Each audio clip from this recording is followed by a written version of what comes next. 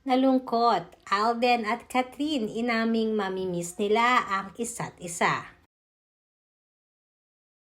Nagkaroon ng special VIP movie screening ang Hello Love Again kanina kasama ang First Lady Lisa Marcos na diniluhan din ng mga cast and GMA executives. Ito ay special request ng First Lady dahil ayon na rin sa kanya ay nakarelate di umano siya sa nasabing movie. Madami naman ang muling natuwa at pinakinig nila Catherine at Alden kanina nang muli silang masilaya na magkasama.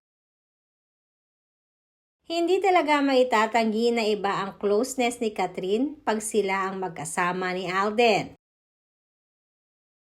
Samantalang aminado naman sina Alden at Catherine na mamimiss nila ang isa't isa.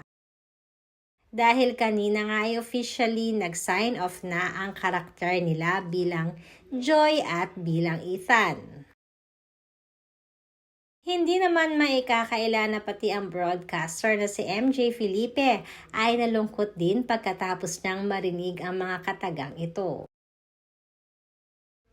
Maging ang Million Kathleen fanatics ay nalungkot din at napahilig na lamang na di umano sana ay magkaroon pa ng marami pang movie na pagsasamahan sina Alden at Catherine.